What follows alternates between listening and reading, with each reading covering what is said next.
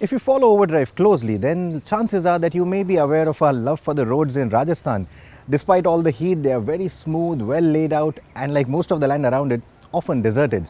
Seems like Harley Davidson is in love with these roads too, because they keep returning here and giving us hacks a taste of their long lineup of vehicles. Well, they were at it again, and this time around, we were able to sample some of the new steeds from their 2016 lineup. The most important was the 1200 Custom, which they launched during the course of this ride. It sits in the Sportster line and fills the void that the Superlo created between the Ion 883 and the 48 after being discontinued last year. To those who don't follow Harleys closely, the 1200 Custom doesn't look much different than the Superlo. The chrome of the powertrain takes precedence over the minimal bodywork. There is a 2-up seat and it's got 2 tapering chrome exhausts. But look at the details and you will notice the smaller headlamp with its chrome brow, the high-mounted turn blinkers and the chunky wheels. It also addresses all the things we don't like about the 48. The seating is comfier, the tires are proportionately wide for our roads, and it has a 17-litre tank that should be good for a range of about 200 to 250 kilometers. And I believe that it will do that range without breaking your back too. On my time with the 1200C, the bike felt quite comfortable in terms of the ride quality, the riding posture and the seat stiffness. These, however, are roads that we don't frequently ride on, and I can't comment yet on how it will fare on rougher or undulated roads.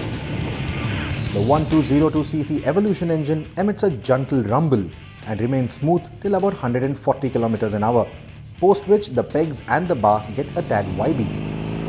The bike cruises happily between 120 to 130 km an hour and can reach speeds of over 170 km an hour before the wind blast starts pushing against you. But the 1200C certainly is easy to ride, quick to turn in, easy to maneuver and true to its Sportster character. So I believe if you're a matured rider, then the 1200C or the 1200 Custom could make a lot of sense for you if you are looking for that entry ticket into the Harley way of life, because it's fat in the right places. Unlike the Street 750, it's got a lot of chrome, lot of grunt, and it's sporty yet comfortable. But what I really had my sights on during this ride was the Heritage Softail Classic. It is the modern day interpretation of Harley's traditional line of motorcycles. It benefits from the improvements and the upgrades that all the Harley biggies get from the Project Rushmore, and that includes better lights, refined design for the saddlebags, their mounts and mechanisms, and improvements to the engine.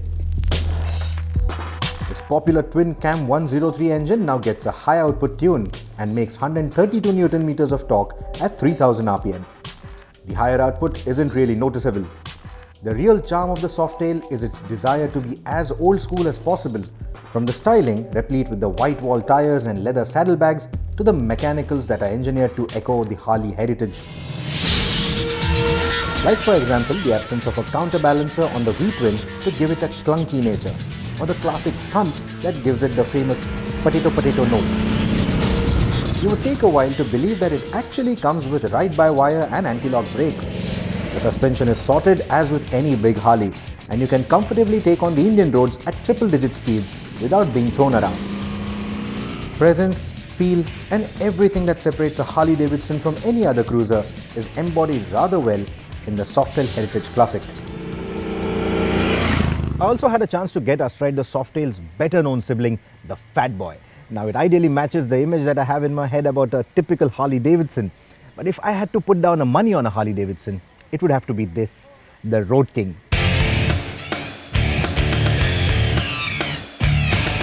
The Road King is a tourer, so the twin cam 103 engine gets an oil cooler while a counterbalancer smoothens out the performance across the rev range. The bike can cruise happily between 140 to 150 km an hour without any stress, while the optional windscreen cuts the wind blast. The latter didn't work well for me though, and had my head spinning with the buffeting. The windscreen is removable without any tools. The Project Rushmore treatment also gives this bike better saddlebags like the Street Glide, a more ergonomic handlebar, and new brighter headlamps with projector beam lamps.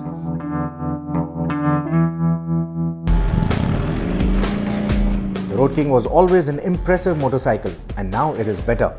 The ride quality is amazing, the engine is torquey and smooth, the brakes are progressive and predictable, the paint and the chrome treatment is hard to falter, and despite its size, The Road King is surprisingly easy to ride around the twisties and on the highway, and yet easy to maneuver in tight urban spaces.